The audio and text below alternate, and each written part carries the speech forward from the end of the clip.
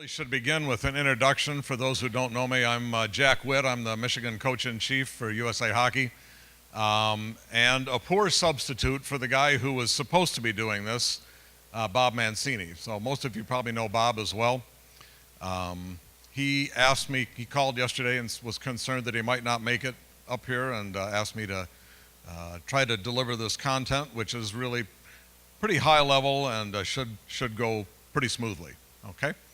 But as we begin, because I don't know everybody here, I do see a lot of faces that I know, but I don't know everybody. So as we begin, I'd like to ask, this coming season, 2018-2019, is the 10-year anniversary of USA Hockey's adoption of ADM. And so I thought I'd start, it's the teacher in me, I thought I'd start by asking, what is ADM? Can anyone just mouth or enunciate the words? What is ADM? The American Development Model. Right, so what does that mean? If you were to talk to a hockey parent and say, our association uses the ADM, the American Development Model, what would that tell them? Can anyone maybe briefly describe what they mean by that? And I'll repeat it so it goes on the tape. What is ADM? Anyone want to try it? Because today. Oh man, okay. Well, there's a lot of history there, isn't there, Paul? Let me try and see what you think, okay? So ADM is the American Development Model. It's a scientifically based, athlete-centered, age group specific set of paradigms or rules or guidelines for how young people grow, develop, acquire skills, and learn to play our game. That's what ADM really is supposed to be all about. So there's a lot of content just in that kind of opening statement, really. It's based on sports science. Lots and lots of theory and work went into the development of ADM. And I don't know about you, but I'm very proud that USA Hockey is the body that developed ADM in the United States. Admittedly, with help from others around the world, our friends in Canada got to the point we were at a couple of years sooner. But when we launched it in 2009, it was still quite revolutionary. And again, it's an athlete-centered, sports science-based means of understanding how kids grow and develop. That's what it's really all about. And it's a plan for using that knowledge then to define how we should work with young people at each age as they grow from 0 through about age 20. That's what it's all about, okay? And pardon me, I'm going to use some notes here, so I'll be ducking every few moments to bring you the best information I can. So if we go forward here, you heard this about an hour ago if you were in one of our previous sessions. A lot of youth sports today are losing participants. And if anyone was in that session about an hour ago, do you remember what two sports are the only two youth sports that are growing right now in the U.S.? Lacrosse and hockey. So I think, again, we can be proud of our organization, our efforts at recruiting and retention, and the fact that we seem to have a lot to offer to our participants. I think the other aspect of that really is if you look at the commitment that's needed to play youth hockey, think about that, right? We've all been there. Look at the commitment that's needed to play youth hockey. I think it's more understandable why maybe our retention is so good, because the passion that I see in our participants just helps me to understand why our retention is better. But this chart is somewhat alarming. It's so alarming that the government and numerous nonprofit organizations are trying to figure out what can we in the United States do to increase our participation in youth sports. The Aspen Institute, which we're going to talk about a little bit later, has a lot of material that they've developed. There are other foundations. There's one that focuses on Southeast Michigan to try to get kids to participate in sports in general. As a country, we should be alarmed at the lack of participation in youth sports. We as parents should be alarmed at the lack of participation. Now, I say that to a bunch of sport people who are sitting in the room, right? But nonetheless, I'm personally concerned about it. They say that this is the first generation, maybe the millennials, this may be the first generation that doesn't live or outlive their parents.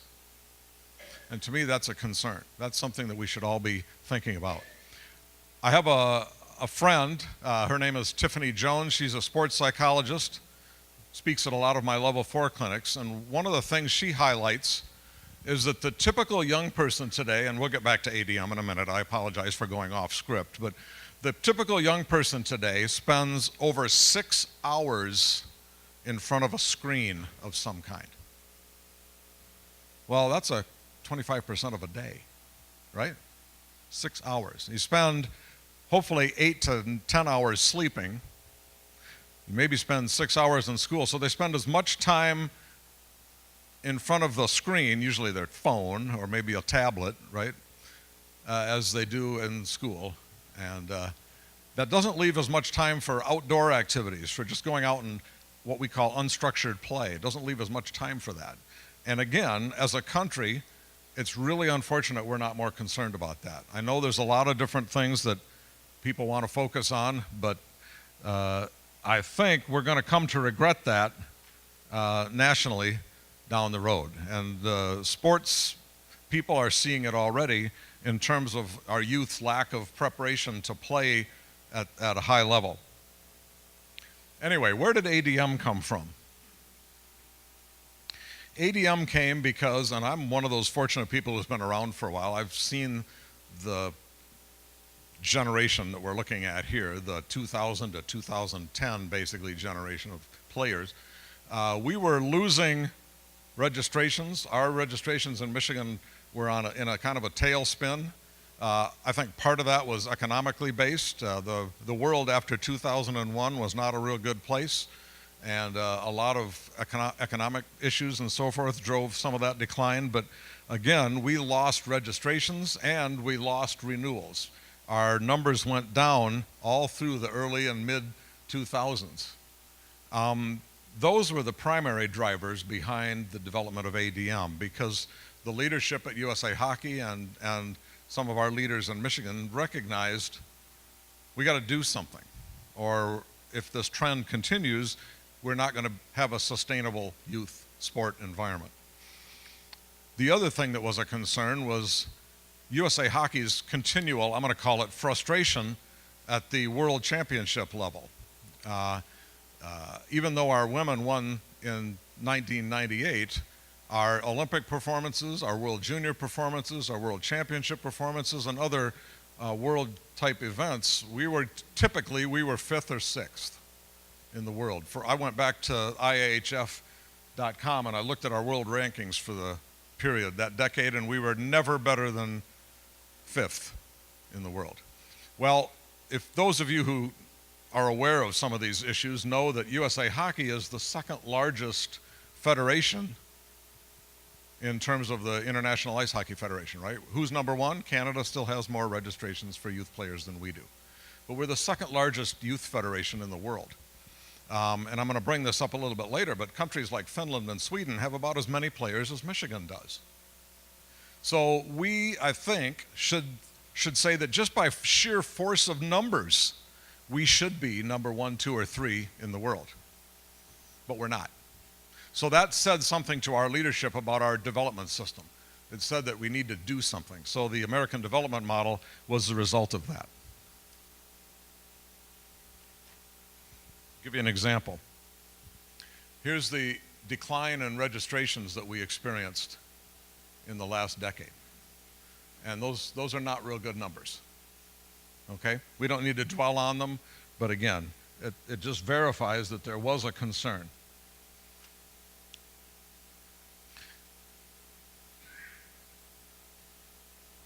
Okay? 8 and under player retention was dropping. And again, when you look at 20% drop in one season, and we get the numbers every summer. Bob Yohe, our registrar, and it was Ralph Baumert years ago, our registrar would come into meetings and he would drop the registration packages on our desks or on our tables, and we would look at the numbers and we would somewhat be shocked, because those 8U numbers are what? They are the foundation of our future. When your 8U numbers are dropping by 20%, right? That's a problem. Anyway, 43% of our players dropping out after mites. Another concern. And this is national. This isn't just in Michigan. 60%, and we all knew this, 60% leaving before 11. The coaching program has talked about those kind of problems for 20 years or more. Why can't we keep kids into their teens? That's a huge question. One of the things that bothered me when we launched ADM and talked about improved retention was some of the cynics in the room, and this room could have qualified 10 years ago. Some of the cynics were saying, well, if it's USA Hockey and it's all about retention, all they care about is those registration dollars. Well, I hardly think that unfortunately, that's a very cynical look at the reason for ADM. What we need, and you've probably heard this expression before, the broader the base, the higher the peak in terms of a pyramid, right? In terms of the sport pyramid. And we knew that we needed to broaden our base of participation if we were going to reach the level of performance that the United States ought to reflect. So unfortunately, sometimes those kind of catty comments get in the way of real progress. But to me, it basically said if we're not going to grow, we won't have a future. So ADM, again, was one of the reasons or one of the results of these concerns. Oops. This is what ADM addressed. In looking at the why of these retention numbers and the fact that kids were not even signing up to play, why was that? Well, first of all, and my kids experienced this, I was a coach back in the 80s and 90s, my kids experienced some of this, adult competition imposed on a youth sport model. And what they meant by that was more games, less practices. Now, I've been a part of the coaching education program since about 1993 or something like that, and I've been going to coaching clinics since 1986. And starting in that time, everybody would say, we play too many games and we don't practice enough. Okay, so this is not new news. This is something that people who are in the sport have known for a long time. Unfortunately, though, our customers, the parents who we serve, don't know that. And they think that playing games is the measure of success in terms of their youth sports experience. Unfortunately, what they don't realize is that it's the time you spend practicing to play the game that's the real measure of success in youth sports long term. So adult competition imposed on youth players simply meant not enough practice, too much competition. Undertrain and overcompete, basically the same kind of thing. Undertrain and overcompete. I would say that in some ways that's still a fact today, although I think it's getting better. And the whole purpose of training focusing on the immediate outcome means we've got to be practicing this and this and this for our game next weekend, instead of saying that at your age you should be experiencing these types of development and this type of skill progression if you're going to be the player you want to be 5 years from now and make your high school team or your junior team or whatever. So immediate outcomes over long-term development.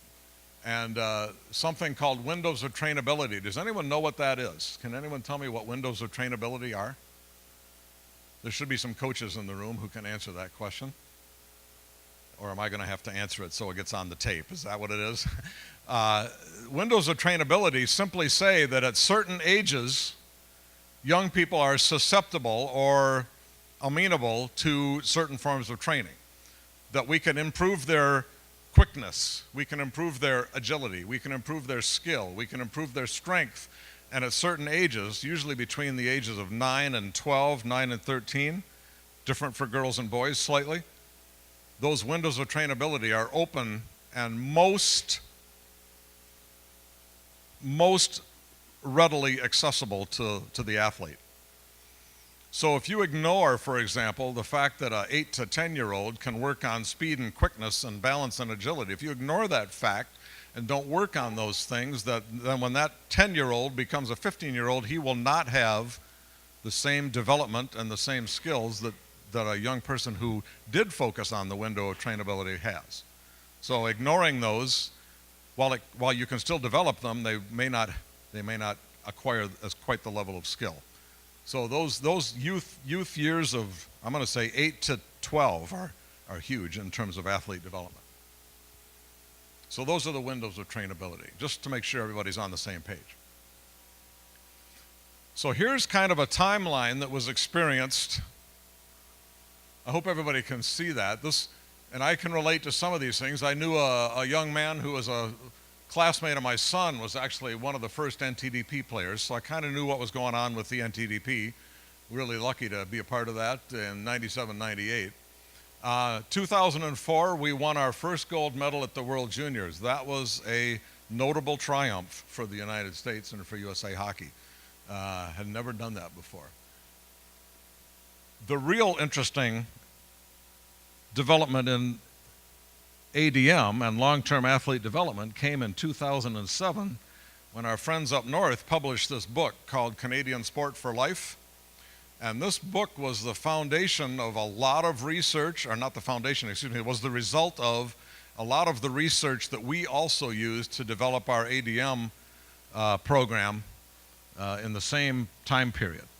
So again, this program and this timeline say that we're really on the same track with our friends in Canada and frankly with other sport bodies around the world in developing this reaction to some of the concerns I just gave you about retention and player development and growth. In 2008, the plan was finalized, and luckily for us, the National Hockey League was also recognizing some of the same situations that were highlighted in these slides. So, by the way, was the NCAA and other sport bodies like the U.S. Olympic Committee. They were all recognizing the same trends that we were seeing of declines in membership and participation. And so the NHL Board of Governors decided that each club would contribute, I think the number was around 400,000, don't get me tied up in real precise numbers here, but each club would contribute about $400,000 to USA Hockey and some to Hockey Canada. I don't know how the split worked, but that resulted in our ability to hire a core of very skilled hockey people known as regional managers to implement the American development model. So 2009, the program launched in January. There was a huge announcement at the USA Hockey Winter Meeting, and following that, I believe 7 or 8 regional managers were hired. They each were given a territory, and let's be honest, as with any new program, it takes time for that kind of development to occur. You don't just launch a regional manager into a space and have instant improvement. So those of you who've been around for a while know that we had to feel our way through some issues, like do we start with the top at 18U and work down? Do we start with the elite, quote unquote elite, they may or may not be. Do we start with the tier 1s, for example, or do we start with the base, the 8Us? So a huge strategic decision was made to start with the 8Us in 2009, 2010, and to start working on cross-ice hockey and other things like that. So that's kind of a little bit of the history of what happened. The regional managers were hired. There's been a little bit of turnover, but I still think, and I'm happy to put this on the video, by the way, you can say what you want about all of them, but I still think we have the best. Bob Mancini is, in my opinion, the best of the 9 or 10 regional managers in the United States. And so we are very lucky here in the state of Michigan to have his expertise, his knowledge, his long history of coaching. And Bob, if you watch this tape, you can pay me later. So what is ADM? We talked about it briefly at the opening. Sorry, I'll get my place here. Long-term athlete development, most of you maybe have seen the chart already. LTAD starts with 8 stages of growth, and it's basically 2-year cycles. So from 6 to basically from under 6 or under 8, excuse me, from under 8 we have active start. Then from 8 to 10 we have fundamentals, fundamentals. And then 10 to 12 would be learning to train, and so forth and so on. 12 to 14, train to train, learn to compete, train to win, and hockey for life. And the theory behind ADM does include the fact that what we want is young people who grow into adults in their 15-year playing career. We want them to be hockey players for life. We don't want them to drop out of the sport. I'm happy to say that one of my 2 sons still plays men's league at age 36, and I hope he continues to play for a long time. The other one works so hard he has no time for it. We go back to the windows of trainability, which we just talked about. And again, based on sports science, ADM focuses on what's called the biological age of players instead of the chronological age. And what does that mean? It means that we want to be doing the right thing for the kids both mentally and physically at the biological age that they exhibit. So some 10-year-olds are biologically closer to 12, right? And some 10-year-olds are biologically closer to maybe 8 to 9. So we want to try to indoctrinate or train our coaches to recognize those facts and provide age-appropriate training to our players. Here are some of the things that changed. I'll go through them real briefly. I'm not going to hit every bullet. But one of the first things we did with the launch of ADM was to introduce the blue puck.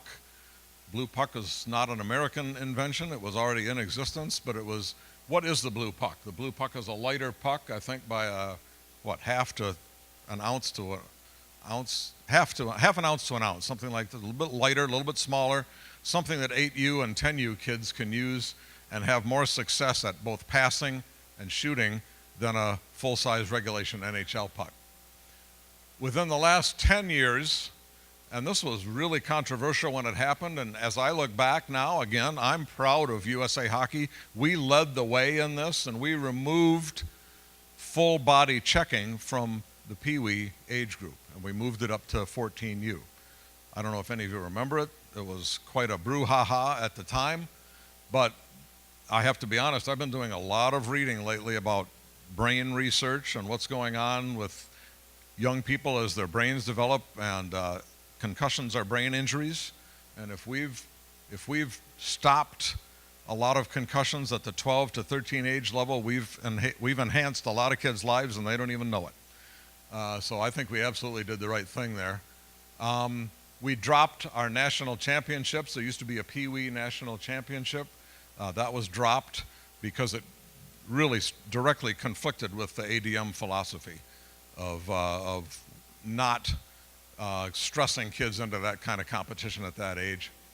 And we added a tremendous amount of coaching education.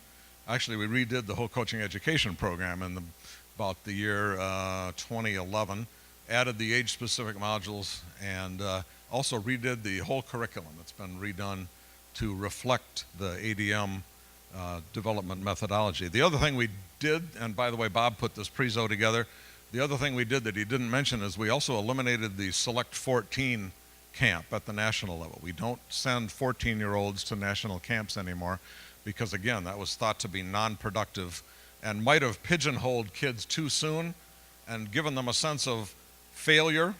If they didn't make the 14 camp, they would fail and never come back at the 15 level, for example, or something like that. We didn't want that happening. That's all about retention. So once again, those are all the steps that were taken to implement ADM. It was not without pain. Anyone who's been part of MAHA for the last 10 years knows that some of those discussions about mites and cross ice and blue pucks were controversial, were painful. They resulted in a lot of acrimony, but change is never easy. And as I look back, hindsight's always 20/20. I'm really happy with what we did and when we did it. I think if Bob were here, he would say that the only mistake we made is we probably should have started at the top with our AAA Tier 1 programs and focused more on them to begin with, and then by osmosis, because the Tier 1s are doing it, everybody else would have done it. I think he probably would have said something like that. But if you want to catch him in the hallway later, he should be here later tonight, you can ask him that question. But again, these are the things that were done for ADM's implementation. So here we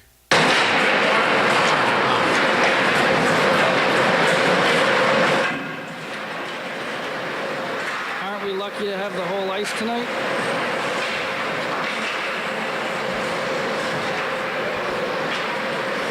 This is why I want to kill someone. 3 coaches.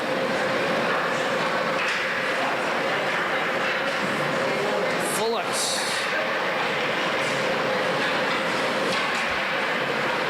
So that was, true confessions, that might have been one of my practices in the 80s, okay? Except that we didn't have full ice, we had to share it with another team. But if you look at the activity level and the number of kids who are playing at this newer practice format, you have to admit that there's more puck touches, there's more time skating. Kids at this age don't wear out easily. They can skate for an entire 50 minutes or an hour. So that was a quick contrast and a result of the sports science and the work that we've done over the last 10 years to implement the ADM. Well, if you want to have a question about that, and I'll ask, does anyone have a question about that at this point, or should I move on? Okay. If you have any thoughts about it, feel free to step up or ask a question. So, some good news. Enrollment is up. We have some numbers now because we've been doing this for a while. And you can see the numbers. I think that's pretty good. They're 43% more likely to retain kids. That's a huge change. We still have kids who drop out. It's unfortunate, but it happens for various reasons. But again, this is a good pattern of growth. And there are the numbers. Well, I thought there were the numbers. There we go. There are the numbers.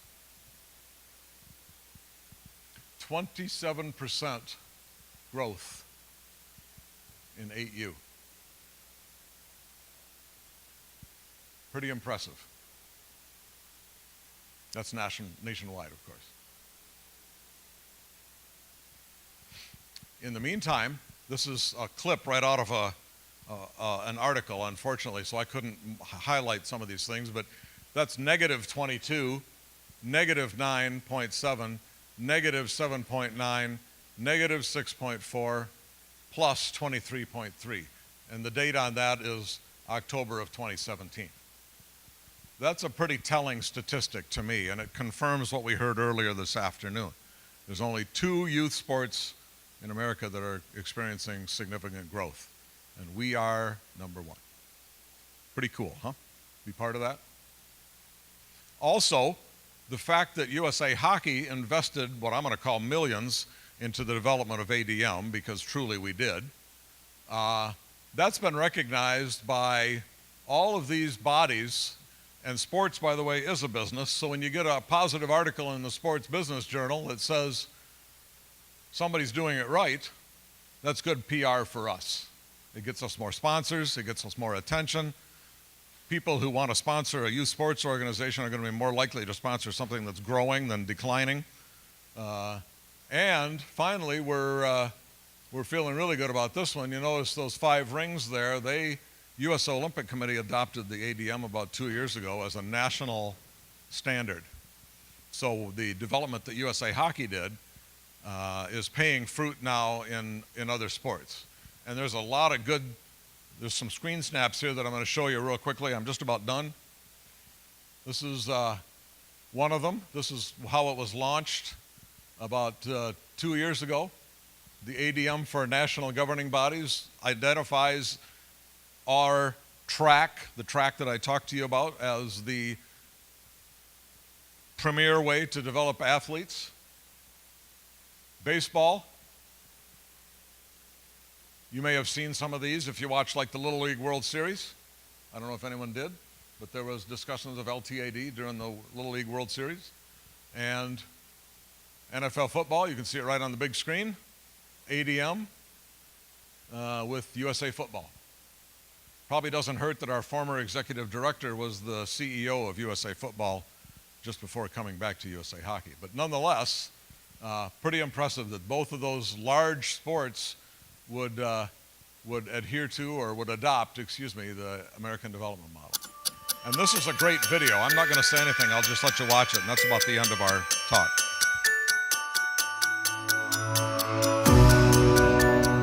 My father loved sports, so he just sort of introduced me to everything. Football, I was a quarterback and played linebacker. Basketball, I played some point guard, some shooting guard. Baseball, I was a catcher, I was a pitcher, I was a switch-hitting batter. Whatever there was, he introduced me to. And I did the same with my kids. Skiing, of course, we would do that on winter holidays, but I loved skiing, and I still do it to this day, but there's no doubt that all these other sports helped me, whether it was the physical aspect of it or the coordination, the focus, determination. Early on, it was learning how to practice, either with a team or just through a coach. For me, it was just fun because I never got bored. We did a study of the 2012 Olympic team, and over 70% of those athletes were multi-sport athletes into high school. And so you kind of look at that correlation between skill development and really physical development and the outcomes we had in those games, and it's pretty important. The American Development Model is trying to fix some aspects of sport that aren't working right now. Because in the United States, we happen to be one of the most physically illiterate countries in the developed world. And that carries with it risk of obesity, alcoholism, drug abuse, dropout from school, dropout from sport. The ADM, American Development Model, is really based upon some guidelines and principles that we put together, trying to engage the sport community in ways to give guidelines to clubs, to parents, to organizations that are organizing youth sport, to help them guide their activities and to provide these multi-sport opportunities for young people. And so what it really means is that for the age that you're at, you are doing things that are appropriate, not just physically, but emotionally, socially. I think the ADM is, now when I think about it, we probably did it unconsciously. It was just part of what we did. But, when I was 16 and I decided to play golf, I was ready for golf. This is what I wanted to do. I tried everything else. Well, I think by playing all sports, I developed my body to where I wasn't specialized, and by injuries, I didn't have any injuries. I never had a deficiency. I think playing all sports rounds out your body. Well, I think a lot of it is really taking a look at what their kids' needs are. To me, that's kind of where it starts. And I think from there, if the parents actually say, you know what, I want my kids to participate in multiple sports, then they'll ask the administrators to structure it that way. They'll drive the clubs to go that direction. And, they're the consumers. And in the end, they'll drive the outcome. I've seen it in person. I've seen kids with amazing talents that just, they get pushed too hard and too soon and too much. And, every kid is very different. You have to have different approaches. I think what's fun about the American Development Model is we can develop a whole new generation of sports enthusiasts, people that love multiple sports, and continue to really have a tradition of sports excellence as a country. Oh, there's no doubt that this is something we need to continue to do. We really need to get kids in sports, not just from a health reason, but it's really good from a mental perspective. Let them have fun. That's what life is about. If a kid is a good athlete, they'll want to play all sports, want to have fun, and they should play them. It's going to take some exceptionally bold societal leadership from certain national governing bodies to be willing to say, we're in this for everyone. So as we look at the future, I think the future is really bright for golf. Bottom line is that if golf can embrace the ADM concepts, I think it'll increase participation and give us a real chance to continue to be successful, well into the future. Through the Annika Foundation, I'd like to inspire the next generation to fulfill their dreams. Do something you enjoy and something you have passion for, and it's amazing how many doors will open. The American Development Model could be the best thing to happen to golf in a generation. Let kids be kids and have fun. We stand with our children. We stand with golf. Please join us in standing with the American Development Model. So that was, I think, a pretty good tribute to where to our journey over the last 10 years. And it's also pretty much the last slide I'm going to show you right now. I think, is George in the room? Are we on time or? Okay. Okay. Let me quickly take a look at one more thing here. This is where we want to go. And we're getting there. We're doing better. I've got a slide that I'm not going to show you, but let me just end with this. I mentioned earlier our world ranking from the decade of 2000 to 2010 as being 6 or 7. Does anyone know where we are today? Close. We're closer to the top than we were, okay? We're number 4. After the World Championships in May, we got enough points last year in our performance. If we had done better at the World Juniors, we probably would have been number 3, but we're number 4 right now. So we've come up several levels in terms of our performance nationally. I hope we can continue to do that, okay? So with that, I'll conclude my formal discussion. Does anyone have any questions about ADM? And if you want, there's also a coaches meeting tonight where I'll be showing a little bit more information beyond this about our development processes here in Michigan. If there are no questions, I think we're all set. Thank you.